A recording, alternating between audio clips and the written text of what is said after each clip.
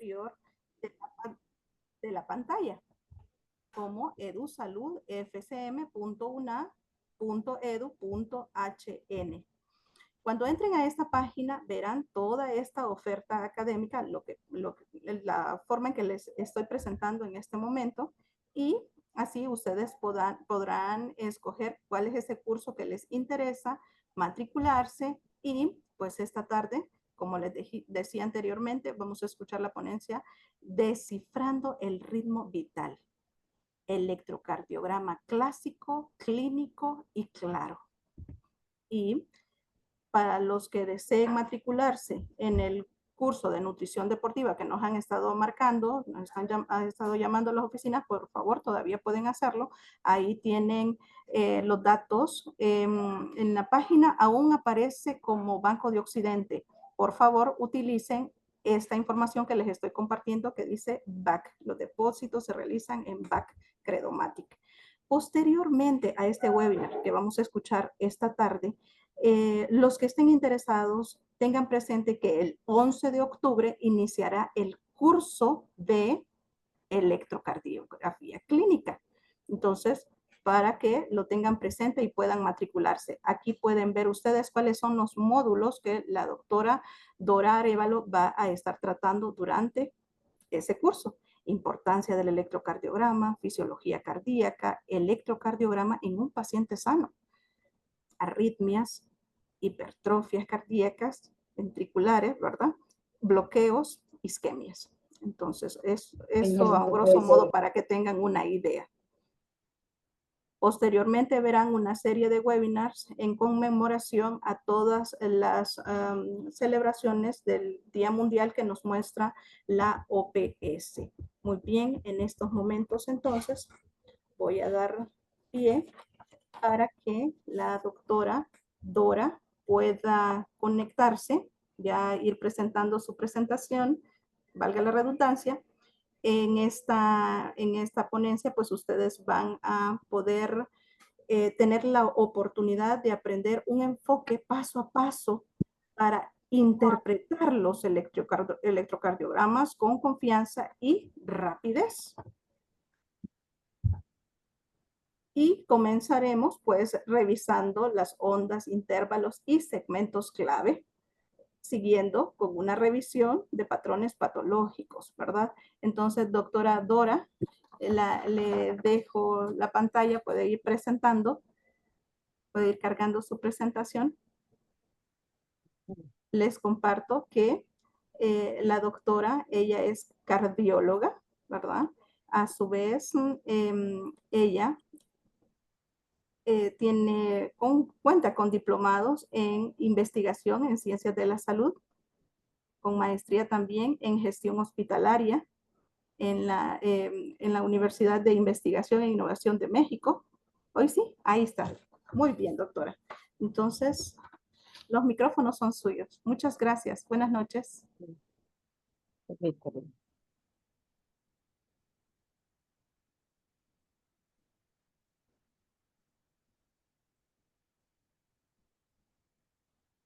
¿Se ve? Sí, solo amplíela un poquito.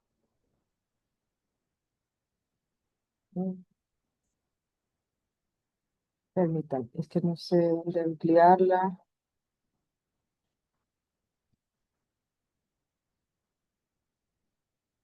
¿Se ve? Sí, ahí se ve. Ahí, Ok. muy bien, sí. Ok. Entonces, buenas noches a todos. Un placer estar aquí con ustedes en este webinar acerca del electrocardiograma clásico, clínico y claro. En la agenda de hoy vamos a ver pues una pequeña introducción acerca de la historia del electrocardiograma, la anatomía cardíaca, fundamentos del electrocardiograma, identificación de arritmias comunes, diagnóstico del infarto agudo del miocardio, bloqueos auriculoventriculares y una interpretación sistemática del electrocardiograma. ¿Qué revela el electrocardiograma? Pues más que líneas en un papel, son una ventana de la actividad eléctrica del corazón.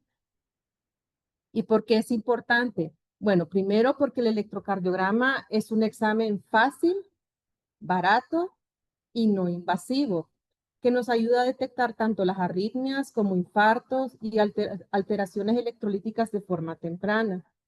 Juega un papel muy importante en lo que es la evaluación rápida del dolor torácico en el servicio de urgencias y al monitoreo continuo en pacientes con enfermedades cardiovasculares. ¿Por qué siempre hemos visto que el electrocardiograma es como un desafío? Pues yo con mi experiencia propia les digo que cuando yo era estudiante en la Facultad de Medicina, pues miraba el electrocardiograma como un papel con cuadritos, con ondas y segmentos. Y poco a poco, en lo que fui estudiando, sabiendo cuáles eran los valores normales, cuál era la amplitud de los segmentos, de las ondas, entonces fui viendo que a través del estudio y de una forma sistematizada podía lograr interpretar el electrocardiograma hasta que finalmente pues lo logré hacer.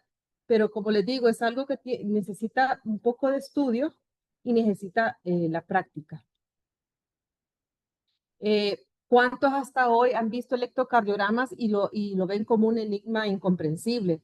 En este webinar yo les quiero mostrar que si sistematizamos el enfoque para interpretar el electrocardiograma, lo vamos a poder lograr con confianza y precisión.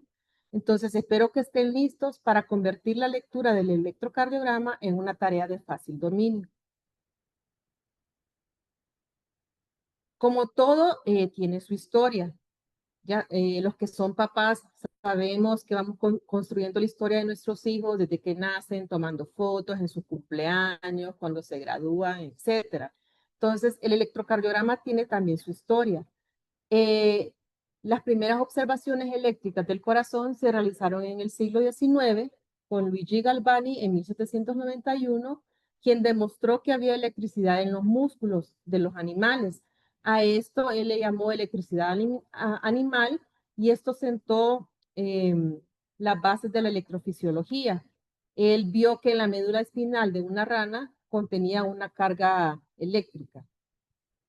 Luego, Carlo Matteucci, en 1842, demostró que la corriente eléctrica acompaña cada latido del corazón de una rana. Y con la ayuda del invento de Leopoldo Nobili, que era el galvanómetro, descubrió que había una existencia eléctrica entre un segmento dañado y una parte intacta de un músculo. Luego Matteucci escribió un libro que se llama Estudios sobre los fenómenos eléctricos del animal. Posteriormente, Gabriel Lippmann, en 1873, inventó el electrómetro capilar. Como pueden ver aquí en esta imagen,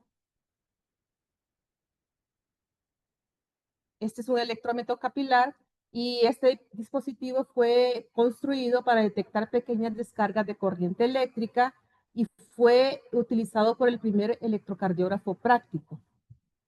Luego, Wilhelm Einthoven en 1901 introdujo el galvanómetro de cuerda, que este era más sensible para registrar la corriente eléctrica cardíaca. En 1903 se acuñó el término electrocardiograma. En 1906, Einthoven definió la sonda P, Q, R, S y T, y en 1924 recibió el Premio Nobel de Medicina por este trabajo. Entre 1920 y 1930, el electrocardiograma se convirtió en una herramienta útil en casi todos los hospitales y la Sociedad Internacional de Electrocardiografía estableció las 12 derivaciones estándar entre 1938 y 1942. Posteriormente, entre 1940 y 1960, se volvió una rutina en todos los hospitales. Para el 1980 aparecieron los primeros monitores portátiles y el Holter, y a partir del 2000 empieza a salir los electrocardiogramas digitales, la telemedicina y unos algoritmos de inteligencia artificial. Es importante para comprender el electrocardiograma conocer algo de la anatomía cardíaca. Entonces vamos a ver que el corazón es un órgano intratorácico. Recuerden que la cavidad abdominal de la torácica se separa por el diafragma, un órgano intratorácico detrás del esternón, con la base hacia arriba y la punta hacia abajo, entre los pulmones, y que todos sabemos y que tiene el tamaño de nuestro puño. De adentro hacia afuera, el corazón está compuesto por varias capas. Tenemos el endocardio, tenemos el miocardio, donde están los cardiomiocitos, donde se lleva a cabo la contracción cardíaca. Tenemos el epicardio y tenemos lo que es la capa visceral del pericardio seroso y la capa parietal del pericardio seroso. Y en medio de estos dos tenemos lo que es el espacio pericárdico, que alberga entre 15 a 50 mililitros de un filtrado de plasma. Luego tenemos el pericardio fibroso. ¿Para qué nos sirve el pericardio? Pues el pericardio nos sirve para mantener el corazón en su lugar, para evitar contaminación de bacterias y para evitar la fricción durante la contracción y durante la dilatación del corazón.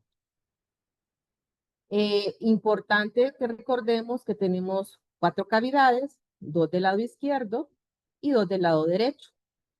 Que en el lado izquierdo tenemos la aurícula izquierda, ventrículo izquierdo, la sangre con oxígeno, y del lado derecho la sangre sin oxígeno. Entonces, normalmente la sangre sistémica viene a través de la vena cava superior, vena cava inferior, entra a la aurícula derecha, pasa la válvula tricuspidia al ventrículo derecho, pasa a través de la válvula pulmonar hacia las arterias pulmonares que van hacia los pulmones, se oxigena la sangre, entra a través de las venas pulmonares a la aurícula izquierda, a través de la válvula mitral, al ventrículo izquierdo, a través de la válvula aórtica y a la aorta y al sistema arterial sistémico. Igual forma vemos acá que el corazón tiene la aurícula derecha, aquí están localizadas la vena cava superior y la vena cava inferior, tiene su válvula aurículo-ventricular, o sea que conecta la aurícula izquierda con el ventrículo, la aurícula derecha con el ventrículo derecho, y que estas válvulas aurículo-ventriculares tienen cuerdas tendinosas y tienen músculos papilares. Tenemos la válvula pulmonar, la válvula aórtica, que son las válvulas semilunares, y la válvula mitral, la aurícula izquierda, ventrículo izquierdo, el septo interventricular que divide las cavidades izquierdas de las cavidades derechas, y aquí tenemos las venas pulmonares. Otra parte importante de la anatomía del corazón es el sistema de conducción cardíaco, porque a través del sistema de conducción cardíaco vamos a generar las ondas, los intervalos y los segmentos en el electrocardiograma. Entonces tenemos el nodo sinusal, o Kid Flag, tenemos los haces internodales, que tenemos el haz de Bachmann, que es el haz anterior, que este es el que lleva el potencial de acción hacia la aurícula izquierda.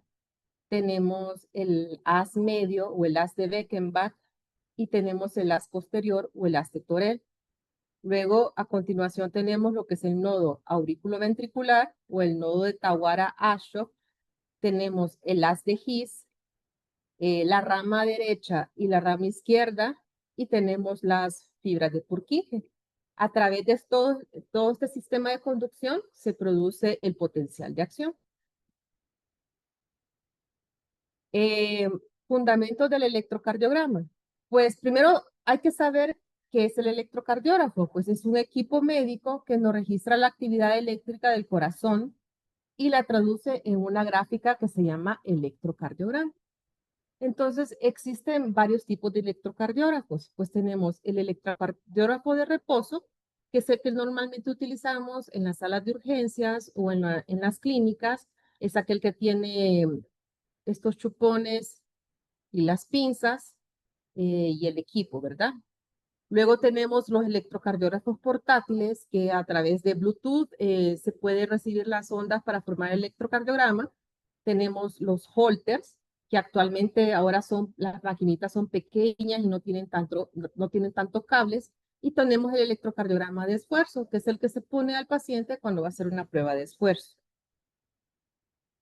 Mm, las partes, pues tenemos que tener los cables, que tenemos que usar un gel conductor siempre, tenemos los chupones y las pinzas, y actualmente hay unos que tienen solo electrodos, ¿verdad? En lo personal me gustan más los que tienen electrodos y no estos chupones. Acordémonos que el papel del electrocardiograma es un papel milimetrado. Entonces, tenemos que está hecho de varios cuadritos. Entonces, el eje de horizontal mide el tiempo y el eje vertical nos va a medir la corriente eléctrica, la amplitud de la corriente eléctrica. Entonces, si vemos acá, un cuadro grande tiene varios cuadros pequeños. Entonces, cada cuadrito pequeño mide 0.04 segundos y un cuadro grande, que es de esta línea, mide 0.20 segundos. Igual hacia arriba, en el eje vertical, tenemos que un cuadro grande mide 5 milímetros porque cada cuadrito pequeño nos va a medir 1 milímetro. Esto es importante saberlo porque así podemos medir la amplitud de las ondas, de los intervalos y de los segmentos. También medir cuánto, o sea, medir su duración. Entonces, en los principios del registro del electrocardiograma, tenemos que recordar que tiene varias derivaciones. Son 12 derivaciones. Tenemos las 6 derivaciones precordiales y las 6 derivaciones de las extremidades. Entonces, el electrocardiograma nos ve el registro eléctrico del corazón desde varios puntos de vista. Entonces, tenemos el plano horizontal, que son las derivaciones precordiales, de B1 a B6, y este nos va a medir lo que es la actividad eléctrica anterior a posterior y de derecha a izquierda, ¿verdad? Esto nos ayuda a hacer el diagnóstico topográfico del infarto agudo del miocardio. Por ejemplo, si las alteraciones están en B1, en B2, es región septal. Si están de B3 a B4, es la región anteroseptal. Y si está de B1 a B6, es toda la región anterior. Y de B5 a B6 es la región lateral baja. También el plano horizontal nos va a ayudar a evaluar la progresión de la onda R. Si ustedes recuerdan, en el electrocardiograma, la onda R va aumentando de tamaño en las derivaciones precordiales y debe haber una igual tamaño de la onda R y la S en B3 y a B4. Si la onda R es más grande, se puede considerar una hipertrofia y si es más pequeña, pues bloqueos, que eso lo vamos a ver durante el curso eso lo vamos a ver durante el curso de electrocardiografía. Luego tenemos el plano frontal, que aquí están en el plano frontal están las derivaciones de las extremidades, ABR, ABL,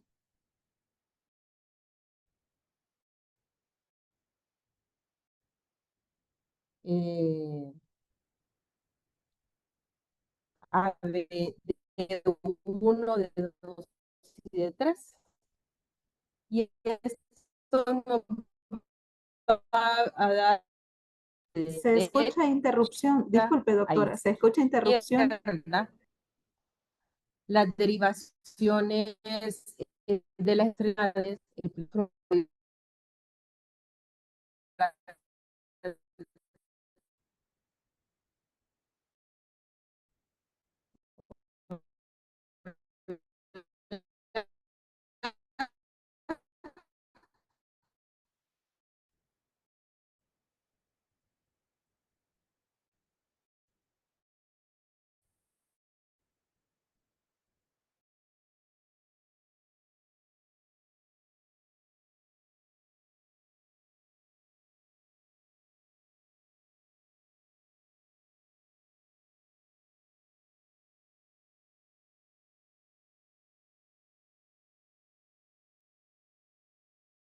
Hola.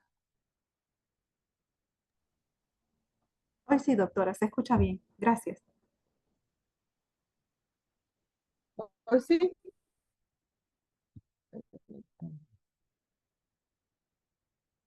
¿Se ve la presentación? ¿Se escucha, doctora? Hoy sí se escucha y Ah, ya ok. está viéndose Ah, ok. nuevamente. Muy bien, muy bien. Bueno, como les iba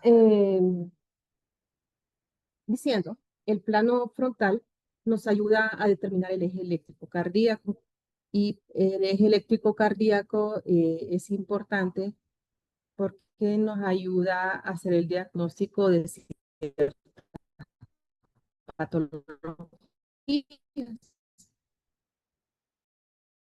De igual forma, el plano frontal nos ayuda a la localización, topo infartos inferiores y los infartos laterales superiores.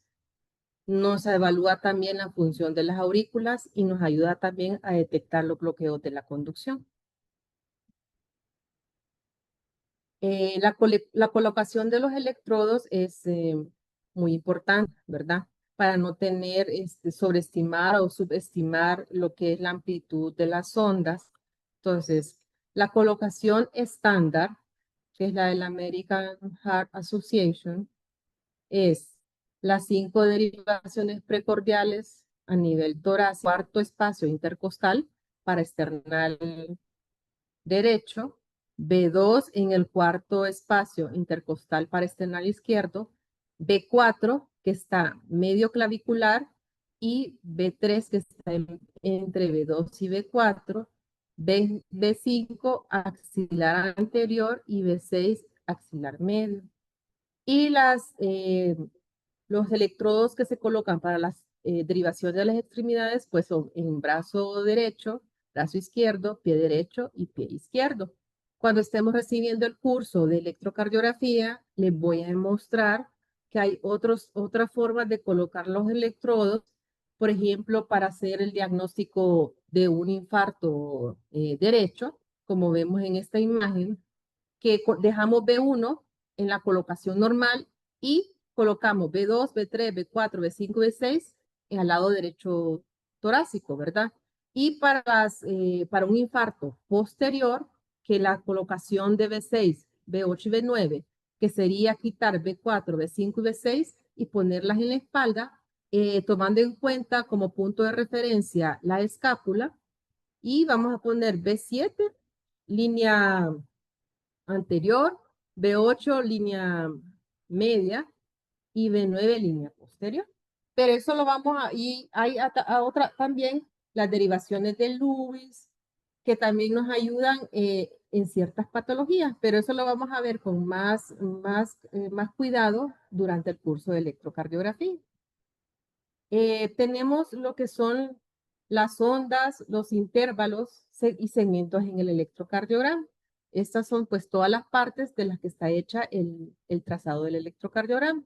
Y vamos a ver aquí pues la onda P, que es la primera onda positiva, la onda Q, que es negativa, el R positivo, el S negativo, el ST y en ocasiones que aparece la onda U.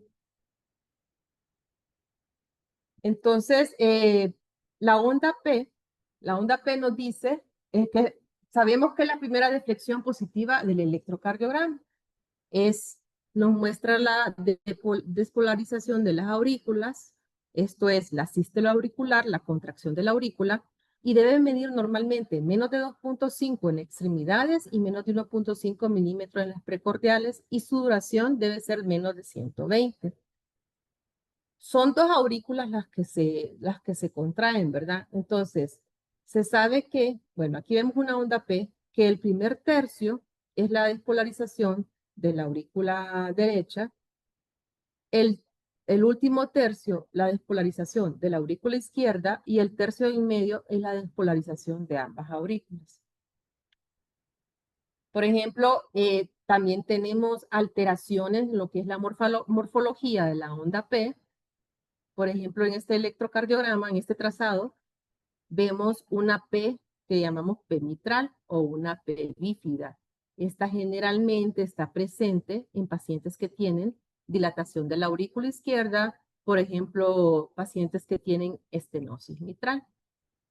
Igual tenemos estas ondas P, que son las ondas P pulmonares, que son muy frecuentes, son signos patognomónicos en el electrocardiograma de pacientes que tienen enfermedad pulmonar obstructiva crónica o cor pulmonal. Entonces, en estos pacientes vamos a ver estas ondas P prominentes.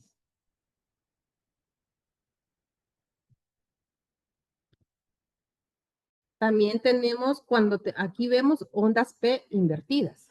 Una onda P invertida nos dice que el ectópica y ondas P de diferentes morfologías nos indican una taquicardia auricular multifocal. Pero todas esas características que vemos en el electrocardiograma se las voy a enseñar mejor cuando estemos en nuestro curso de electrofisiología, de electrocardiología, perdón. Tenemos el complejo de QRS, que sabemos que es la despolarización de los ventrículos. Aquí se activa todo lo que es el sistema de Purkinje, como vemos acá. Como habíamos visto anteriormente, el nodo auriculoventricular, la rama derecha, la rama izquierda y las fibras de Purkinje. Su amplitud debe ser de 3.5 milivoltios y dura de 60 a 110 milisegundos, o sea, aproximadamente unos 3 cuadritos pequeños. Entonces, por ejemplo, en esta tira larga de D2, vamos a ver que tenemos un QRS estrecho y un QRS ancho. QRS estrecho nos dice que el punto de la formación de este complejo es a nivel auricular y QRS ancho nos dice que es a nivel ventricular.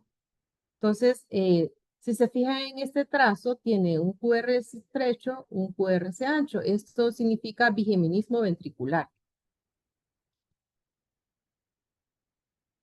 Y acá vamos a ver un QRS estrecho, o sea que esto es de origen supraventricular o atrial. Y aquí vemos las ondas en dedos en serrucho, ¿verdad? Que son características del flóter. Igual aquí vamos a ver un QRS ancho, característico de la taquicardia ventricular. Y QRS estrecho, característico de las taquicardias auriculares.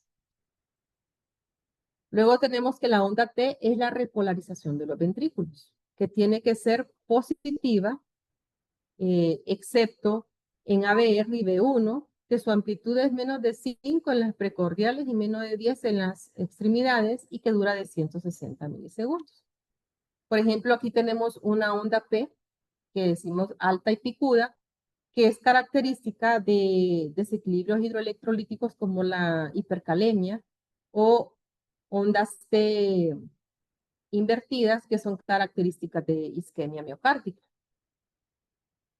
Entonces, en este electrocardiograma, vamos a ver que tenemos ondas P en 2, 3, ya ABF, que son positivas, ABR negativa, en B1 es bifásica, y en B4, B5 y B6 son positivas. Esto es característico de un ritmo sinusal. Luego aquí vemos que el complejo QRS, el potencial de acción viaja de izquierda a derecha y se forma la onda Q. Luego viaja hacia abajo a todo lo que es el ventrículo izquierdo y ventrículo derecho y forma la onda R. Luego viaja de atrás, de adelante hacia atrás y se forma la onda R. Y finalmente, aquí tenemos todo el complejo QRS. Entonces vamos a ver que la onda Q no siempre está presente.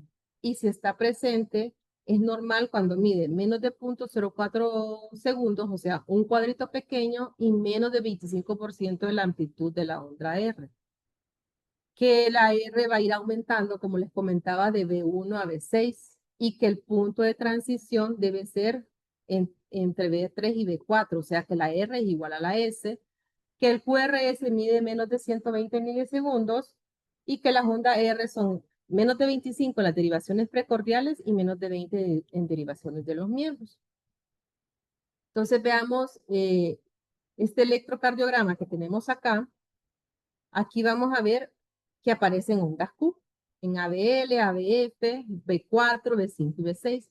Pero estas ondas Q son ondas Q normales, porque como se fijan, miden menos de un cuadrito, o sea, menos de 0.04 segundos, y no miden, y miden menos del 25% de lo que es la amplitud de la onda R.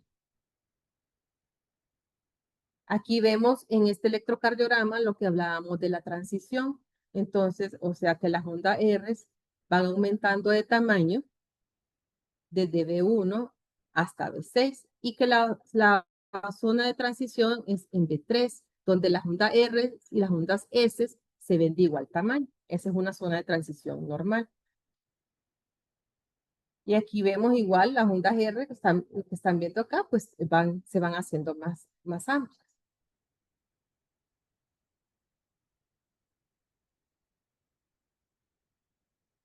En este otro electrocardiograma,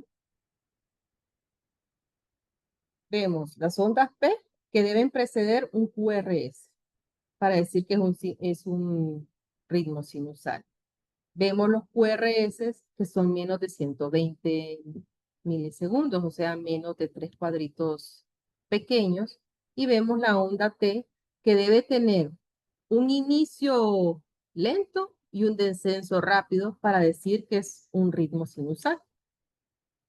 Entonces aquí, como les mostré en el electrocardiograma anterior, la frecuencia cardíaca normal debe ser, aquí me confundí, debe ser de 50 a 100. Menos de 50 es bradicardia y más de 100 es taquicardia. Que los intervalos entre los complejos QRS deben ser constantes, que las ondas P deben preceder los complejos QRS, debe ser positiva en 2, 3 y ABF, negativa en ABR y isobifásica en B1, que una onda P antes de un QRS indica conducción auriculoventricular normal, el intervalo PR ya lo conocemos de 120 a 200 y el complejo QRS de 80 a 100.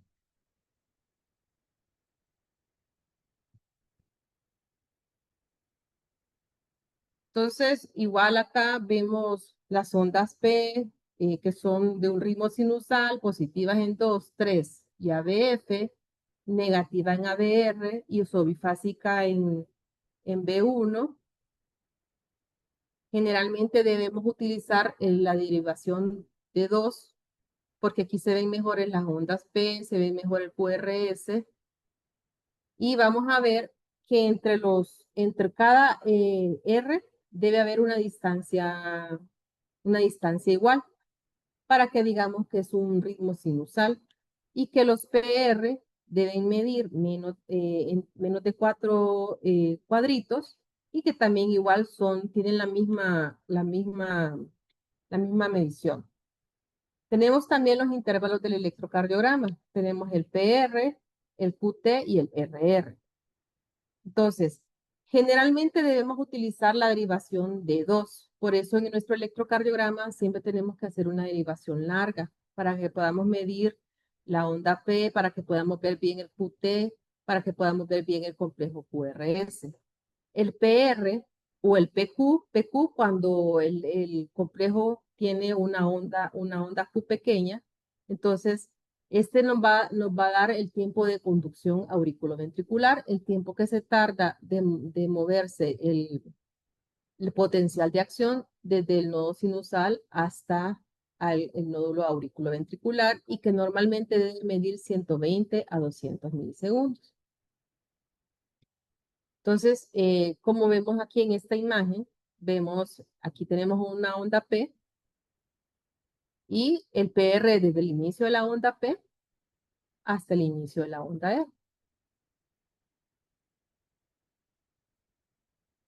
Igual aquí, fijémonos aquí en este dedos largos, Por eso siempre tienen que tener una tira larga, el dedos largos. Y aquí vemos las ondas P, los QRS, las ondas T. Permítanme que esta.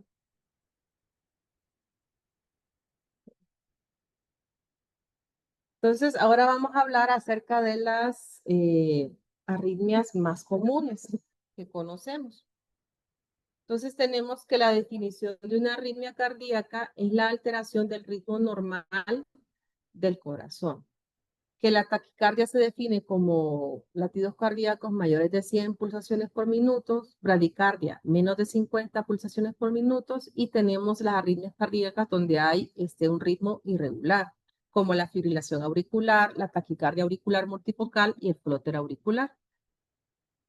Entonces, por ejemplo, en esta imagen de este electrocardiograma, vemos que hay una taquicardia porque los latidos son mayores de 100 pulsaciones por minuto. Entonces, una forma de calcular la frecuencia cardíaca es dividir 1500 entre el número de cuadritos pequeños. Entonces, por ejemplo, en este electrocardiograma que estamos viendo, dividiríamos 1500 entre 11. Entonces la frecuencia cardíaca sale en 136 latidos por minuto. Hay varias formas de calcular la frecuencia cardíaca y esa la vamos a ver en nuestro curso de electrocardiografía. Tenemos aquí igual una bradicardia. Igual vamos a dividir 1500, los 1500 entre los cuadros grandes. Entonces 5, 10, 15, 20, 25, 30. Entonces sería 1500 entre 32 y la frecuencia cardíaca es de 46 latidos por minuto. Y aquí tenemos un ritmo irregular porque si se fijan los QRS no están de diferentes longitudes.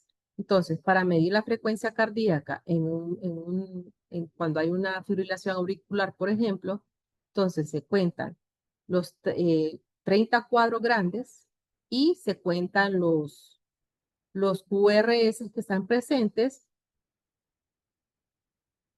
Entonces aquí hay 13, entonces multiplicaríamos 13 por 10 y eso nos va a dar la frecuencia cardíaca de 130 para calcular la frecuencia cardíaca en un ritmo irregular.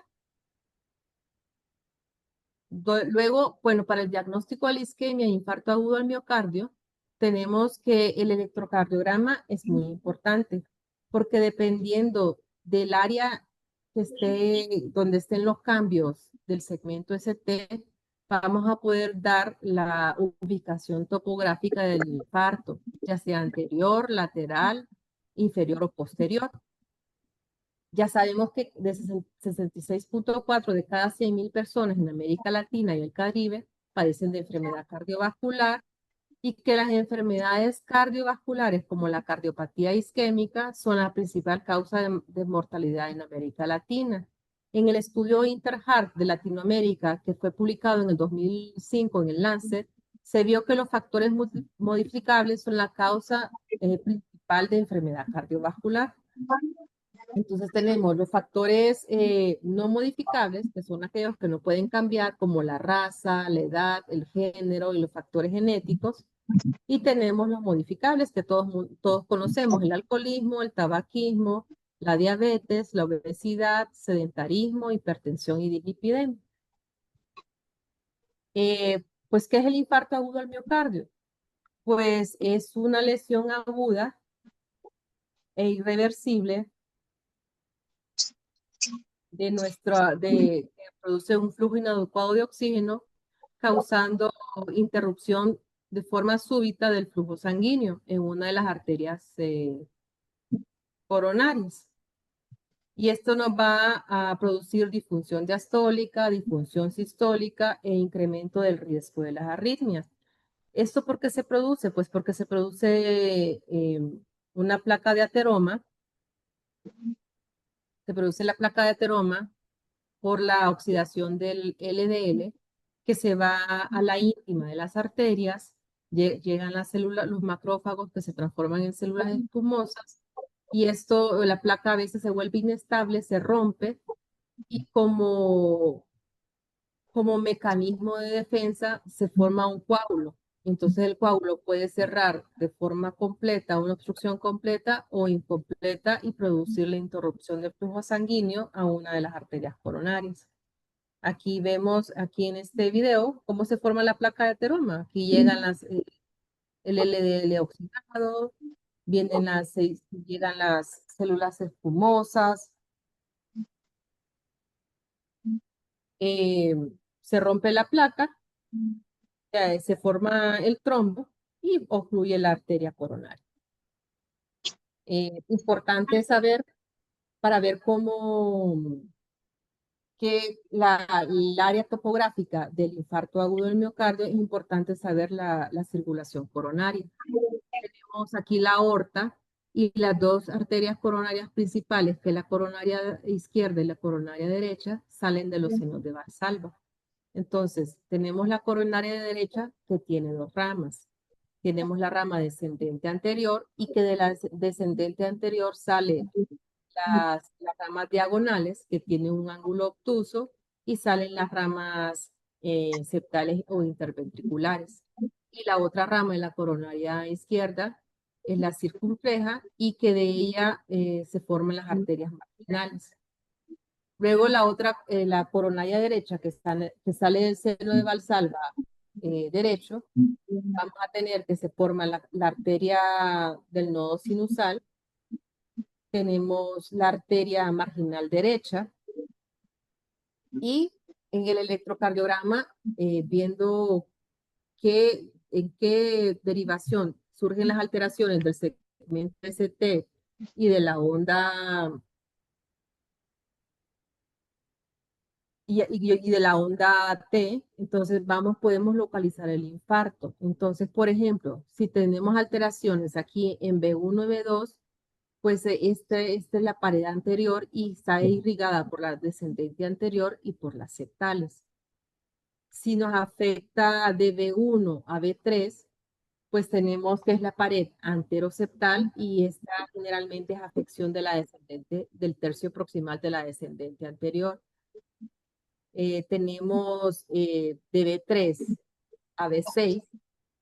Esto corresponde a la pared anterolateral, y hay alteraciones de la descendente anterior y la circunfleja. 1 y ABL son la pared lateral alta, y es la circunfleja o la diagonal. B5 y B6 son la pared lateral baja, también están la circunfleja. Y 2, 3 y ABF es la pared inferior, y esta está irrigada por la coronaria derecha. Y con algunos otros cambios que aprenderemos después, podemos delucidar que sea un infarto de pared posterior o del ventrículo izquierdo, del ventrículo derecho. Ya los cambios del electrocardiograma para un infarto agudo del miocardio, pues vemos con más detalle en el curso de electrocardiografía. Luego vamos a hablar acerca de algo también importante, que son los bloqueos auriculoventriculares. Normalmente, como les enseñé en el video, en uno de los videos anteriores, el potencial de acción comienza en el nodo sinusal, pasa a través de las fibras internodales a la aurícula derecha de la aurícula izquierda, llega al nodo auriculoventricular, a las de His, luego a la rama derecha, rama izquierda y las fibras de Purkinje. Así es como se hace la conducción de un potencial de acción normalmente. Cuando hay bloqueo auriculoventricular, entonces no hay conducción del nodo, la conducción del nodo sinusal hacia el nodo auriculoventricular está enlentecida, ¿verdad? O no existe. Entonces, la prevalencia de los bloqueos auriculoventriculares aumenta con la edad. Es más frecuente en mayores de 60 años. 6.8% tienen bloqueos auriculoventriculares de primer grado, punto 18 de segundo grado y punto 04 bloqueos auriculoventriculares de tercer grado. Cabe mencionar que los de primer grado generalmente son asintomáticos y pues no necesitan tratamiento. Y los bloqueos auriculoventriculares de segundo grado, generalmente los pacientes les van a decir que tienen mareos, que tienen dolor de cabeza, mucho cansancio, mucha disnea. Y siempre hay que descartar cualquier causa orgánica, como alteraciones en los electrolitos o que haya algún infarto agudo del miocardio que esté afectando la arteria no sinusal. Y los bloqueos auriculares de tercer grado, pues generalmente se necesita la colocación de una marcapaso. Estos bloqueos auriculoventriculares son más frecuentes y más prevalentes en el hombre. Y tenemos que, pues, son los mismos factores de riesgo de enfermedad cardiovascular, como la obesidad, la hipertensión arterial, la diabetes, colesterol elevado, función pulmonar reducida. En un bloqueo que es va a haber un retraso en lo que es la conducción del nodo auricular hacia los ventrículos. Va a haber una prolongación del intervalo PR mayor de 200 milisegundos y generalmente este paciente está asintomático. Como ven acá, pues se retrasa la conducción por unos cuantos milisegundos aquí a lo que son la rama derecha, rama izquierda y las fibras de Purkinje. Entonces, el bloqueo auriculoventricular de primer grado, vamos a ver que está prolongado el PR mayor de 200 milisegundos, pero está prolongado de la misma longitud en todos los latidos del corazón. Entre las causas, pues tenemos las fisiológicas y funcionales, como el aumento del tono vagal, pacientes jóvenes y en atletas, donde el parasimpático domina el simpático.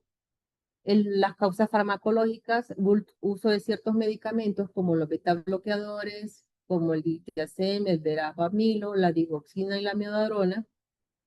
Causas cardíacas o estructurales, como la cardiopatía isquémica, la miocarditis viral, las valvulopatías, las miocardiopatías infiltrativas, como la amiloidosis y la sarcoidosis. Y las causas metabólicas, como desequilibrios hidroelectrolíticos, como hipercalemia, hipercalcemia, pacientes con hipotiroidismo, con hipoxia y con acidosis. Entonces, en este electrocardiograma, vemos nuestra derivación de dos larga y vamos a ver que los intervalos PR todos están del mismo tamaño, de forma constante, aunque estos intervalos PR miden 240 milisegundos. Entonces, este es un bloqueo AB de primer grado. Luego tenemos el bloqueo AB de segundo grado. Hay tres tipos, grado MOVITS 1, MOVITS 2 y de alto grado. Entonces, en el bloqueo AB de primer grado, de segundo grado, MOVITS 1, hay una prolongación progresiva del PR, hasta que de repente hay una onda P que no conduce. Pero tiene esta característica, o sea, el PR se va aumentando de forma progresiva hasta no conducir y no formar un QRS. El de segundo grado, MOVIS 2, es un PR constante, pero prolongado, mayor de 200 milisegundos, pero de forma constante, hasta que hay una onda P que no se conduce. Generalmente, cuando hay un bloqueo AB de segundo grado, MOVIS 2, este se va a localizar más que todo en el haz de His o en las ramas derecha o izquierda. Y este siempre es considerado patológico porque tiene mayor riesgo de progresar a un bloqueo AB de tercer grado. Y el bloqueo AB de segundo grado, de alto grado, este va a ser el resultado de un bloqueo MOVITS 1 o MOVITS 2. Entonces, aquí lo que vamos a ver que hay una relación PQRS mayor de 3:1 y que la frecuencia ventricular es extremadamente lenta. ¿Qué es una relación PQRS mayor de 1? Pues como vemos en esta imagen, aquí vemos que hay 3 ondas P bloqueadas, o sea que no están conduciendo, y una onda P que sí conduce. Entonces hay 3:1, mayor o igual a 3:1, 3 ondas P que conducen a un QRS. Entonces vamos a ver que la frecuencia cardíaca ventricular es extremadamente lenta. Por ejemplo, acá vamos a, como les comentaba anteriormente, para sacar la frecuencia cardíaca vamos a dividir 1500 entre 105 y nos va a dar a 14 latidos por minuto de la frecuencia ventricular, y de la frecuencia auricular, esta nos va a dar a 60 latidos por minuto. Luego el bloqueo AB de tercer grado es donde la onda P y los QRS van de forma independiente. Entonces lo que pasa aquí es que el ventrículo tiene un ritmo de escape. Como no tiene estímulo del nodo auriculoventricular, entonces va a tener, cuando es QRS estrecho, es un ritmo nodal que va de 40 a 60 latidos por minuto los ventrículos. Y cuando es un ritmo ventricular, los QRS son anchos y van de 20 a 40 latidos por minuto. Y los intervalos PR varían al azar. Entonces, las causas son el infarto agudo al miocardio de la pared inferior, como les decía, es una obstrucción a nivel de la arteria del nodo. Puede ser medicamentosa por bloqueadores de los canales de calcio, por beta bloqueadores, por el uso de dioxina o por la enfermedad del ENEC. La enfermedad del ENEC es una enfermedad degenerativa del sistema de conducción. ¿Y cuál es la importancia de un bloqueo AB de tercer grado? Pues nos puede producir muerte súbita, eh, el uso en pacientes que están infartados de un marcapaso temporal, que si se logra revascularizar, pues se le quita el marcapaso temporal, o el uso de forma permanente del marcapaso. Entonces, en este electrocardiograma vamos a ver que tenemos un bloqueo AB de tercer grado. Como les dije, las aurículas y los ventrículos van latiendo a su ritmo. Entonces, aquí vemos las ondas P, que si ustedes se fijan, no hay un PR constante, o sea, varía bastante el PR. Y tenemos que aquí la frecuencia ventricular es de 42 latidos por minuto y que la frecuencia auricular es de 75 latidos por minuto. Entonces, ¿cómo hacer una interpretación sistemática del electrocardiograma?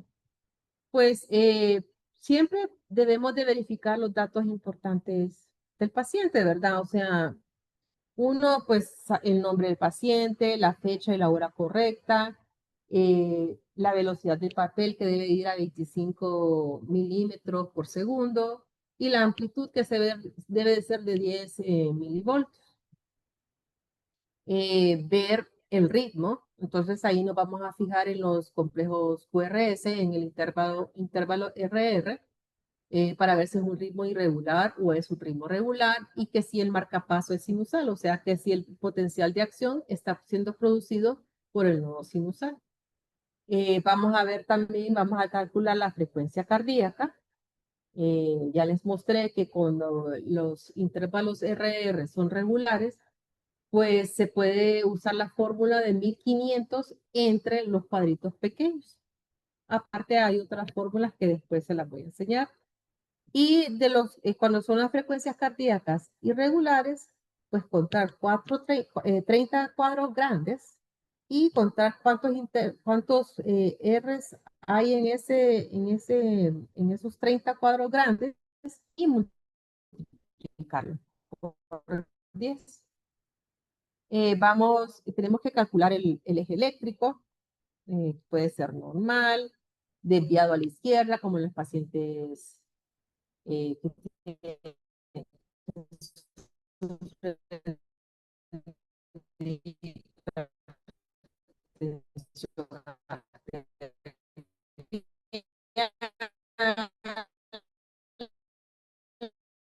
paso. Luego tenemos que medir todos los intervalos. Es importante que traten de medir los intervalos en la derivación de dos largos, ¿verdad? Porque ahí se ve más la onda, se ve mejor la onda P, se ve mejor el complejo QRS y es más fácil medir el QT. Medir todas las características de las ondas, la morfología, para ver si no tiene alteraciones o dilatación de la aurícula izquierda o de la aurícula derecha, el QRS para medir la amplitud del voltaje, para saber si el paciente tiene hipertrofia o tiene un bloqueo de RAM, tiene Q patológicas, o sea, aquellas que miden más de 0.04 segundos o más de un cuadrito pequeño y que miden más del 25% de lo que es la R.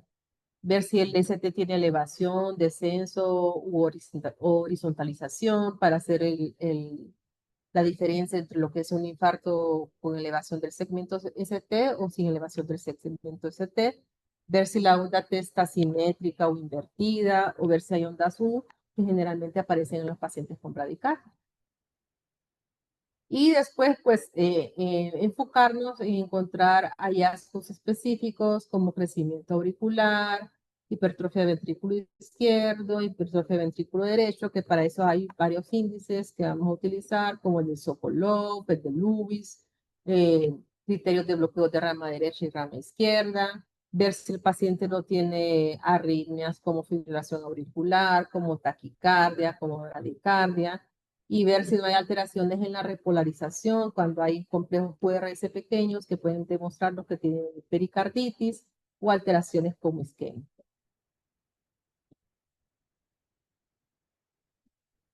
Me gustaría saber si tienen alguna pregunta. Muchas gracias, doctora. Aquí el doctor Farag había colocado una pregunta. Doctor Víctor, si gusta, puede hacer su pregunta, por favor.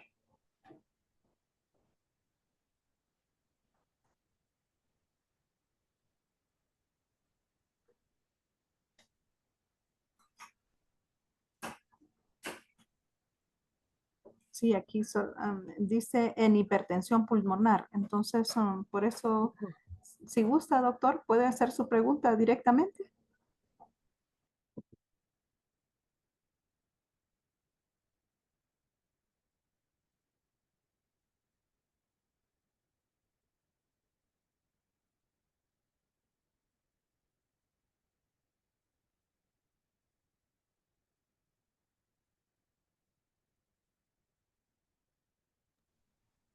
Bueno, aquí me están enviando otra pregunta, doctora, tal vez nos puede ayudar. Dice, ¿cuáles considera los principales aportes del electrocardiograma clásico en la práctica clínica actual, pese a la disponibilidad de nuevas tecnologías diagnósticas? Bueno, es que, mire, el electrocardiograma es un estudio, uno barato, no invasivo, que es el que está generalmente disponible en las salas de urgencias y en todas las clínicas. Sí hay otros estudios diagnósticos, pero los estudios diagnósticos como ecocardiograma, como resonancia magnética, como tomografía cardíaca, no nos dan en el momento la información que necesitamos en un paciente que está en urgencias, porque el electrocardiograma pues se va a tardar menos de 10 minutos en tomarlo, ¿verdad? Y en menos de 10 minutos usted tiene la información que necesita para poder iniciar un tratamiento, digamos, en el caso de un infarto agudo del miocardio, puede iniciar el tratamiento farmacológico de forma inmediata. Pues ya sabe usted que cuando hay un infarto agudo del miocardio, el tiempo es oro. Entonces, el paciente, entre más rápido es reperfundido, mejor diagnóstico para su músculo cardíaco. Y digamos, un ecocardiograma, que es una herramienta diagnóstica también muy importante, pero no está disponible en todas las salas de urgencias y no todos los médicos pueden hacer un ecocardiograma. Entonces, es una información valiosa la que se puede obtener con ese estudio, pero debe ser, lo debe realizar alguien que sepa hacerlo y, o sea, eh, que sepa hacerlo y se tarda más tiempo y que el que llegue el médico lleve su máquina y lo realice, ¿me entiende? Entonces, lo más importante en el momento que nosotros estamos en una sala de urgencias o ante un paciente que llega a nuestra clínica y que nos dice que tiene dolor torácico, ese es el electrocardiograma porque de ahí va a sacar mucha información y va a poder iniciar tratamiento de forma temprana. Muy bien, muchas gracias, doctora. La pregunta que yo estoy haciendo me la han enviado directamente a mi privado. Vamos a ver, aquí está, aquí nos dice el doctor Víctor. Las preguntas eran en qué espacios intercostales se colocaban los electrodos. Pero ya lo contestó, dice, ahí ya no hay ningún problema. Pero dice, me imagino que una persona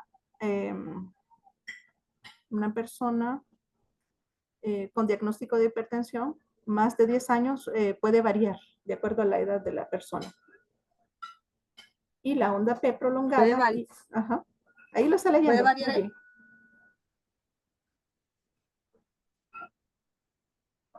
Entonces, ¿puede variar el qué, doctora?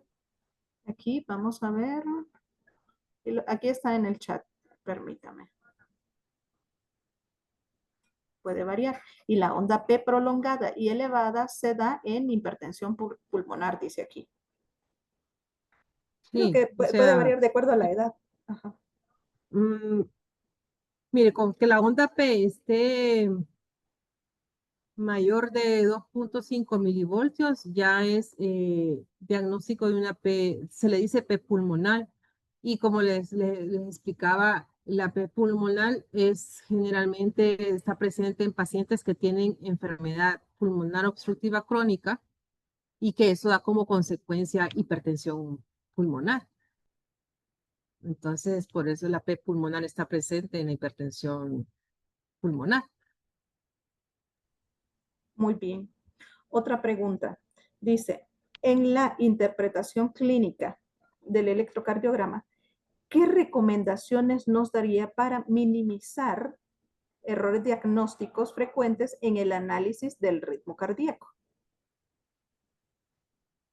Bueno, como les comentaba, o sea, el electrocardiograma es una herramienta sencilla, pero sí necesita estudio, ¿verdad? Uno tiene que conocer cuánto mide cada onda, cuánto mide cada complejo, cuánto mide cada intervalo, porque para poder llegar a un diagnóstico, número uno. Número dos, igual la colocación correcta de los electrodos, porque si usted coloca un electrodo en un espacio intercostal más arriba o un espacio intercostal más abajo, va a sobreestimar o va a subestimar lo que es la amplitud de cada onda. Entonces, podemos ver podemos llegar a decir que tiene diagnóstico, por ejemplo, de hipertrofia ventricular, porque en el electrocardiograma la S en B3 se ve grande y la R en ABL se ve grande, pero, pero porque usted colocó los electrodos en mala posición y al colocarlos en una buena posición,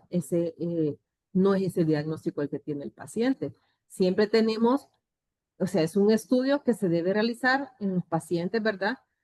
Con dolor de pecho o con enfermedades cardiovasculares, pero y siempre es importante la clínica del paciente. O sea, el paciente hay que interrogarlo, el paciente hay que revisarlo. O sea, no es solo hacerle el electrocardiograma, porque igual hay variaciones normales en los electrocardiogramas, que si usted no examinó a ese paciente y no lo interrogó, usted puede dar un diagnóstico erróneo. Así es. Una pregunta más, vamos a ver aquí. Dice, doctora Arevalo, ¿qué estrategias recomienda para que los profesionales de la salud en formación fortalezcan su capacidad de análisis crítico en la lectura del electrocardiograma y logren una interpretación clínica más precisa? Pues les diría yo que este curso, Seguirnos formando. Muy bien. el curso, o sea, es que es estudio, o sea, tenemos que, o sea, para hacer una lectura sistematizada se necesita estudiar lo normal primero el electrocardiograma, estudiar las cosas anormales del electrocardiograma, combinarlo con la anamnesis y el examen físico del paciente. O sea, no es que usted va a llegar y va a agarrar el electrocardiograma y lo va a ver y ya lo va a interpretar. O sea, como les comentaba en mi experiencia, yo cuando era estudiante de medicina, o sea, yo agarraba un electrocardiograma y solo miraba un papel cuadriculado y muchas ondas y muchos segmentos, pero hasta que uno se pone a estudiar cada una de las partes del electrocardiograma es que uno puede interpretarlo. Les voy a dar un ejemplo.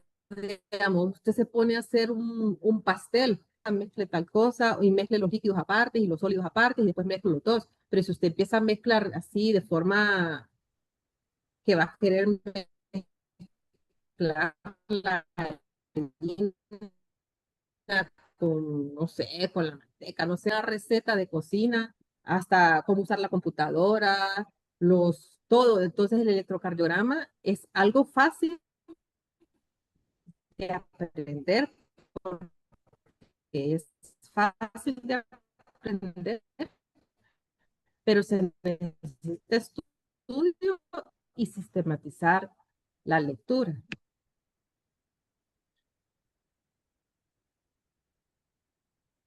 ¿Hola? Gracias, doctora. Sí, sí, sí.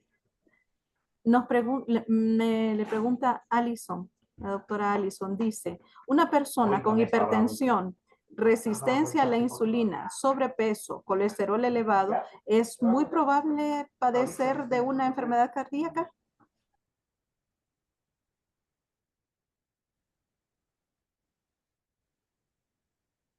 Sí. Los factores de riesgo de enfermedad cardiovascular son sobretensión, diabetes o resistencia a la insulina. Acuérdense que todas las enfermedades cardiovasculares producen disfunción endotelial.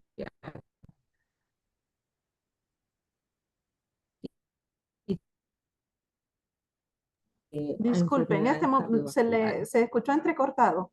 Si nos podría repetir, por favor. Ok. O sea, recuerde que todos esos factores que me dijo son factores de riesgo cardiovascular.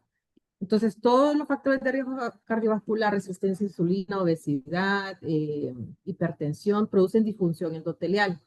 Entonces, la disfunción endotelial nos produce aumento de la producción de radicales libres, alteraciones en la función del óxido nítrico, vasoconstricción, formación es proinflamatoria, procoagulante. Entonces, todo eso nos lleva a enfermedad cardiovascular.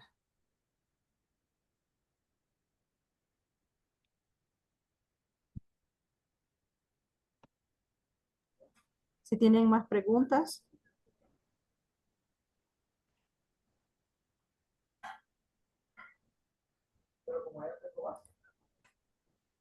Quiero darle las gracias, doctora, en nombre de todo nuestro equipo que labora en EduSalud. Sé que han habido interrupciones que son ajenas a nuestra voluntad en cuanto a la red. Quiero que sepan que la doctora está con nosotros y está conectándose desde Copán. Así es que por eso es que ella desde horas de la tarde les preguntaba que desde dónde estaban matriculados ustedes en este webinar y ella quería ver toda esa distribución que tenían ustedes. Gracias a todos y cada uno de ustedes, principalmente a usted, doctora, por su tiempo, por poder aportarnos de sus conocimientos. Les invitamos a todos a visitar nuestra página de EduSalud y sobre todo, si gustan, matricularse en el curso de electrocardiografía clínica que nos facilitará la doctora Dora Arévalo y que inicia ya próximamente, como les mencionaba en las diapositivas. Feliz noche a todos y muchas gracias. Gracias a todos. Buenas noches.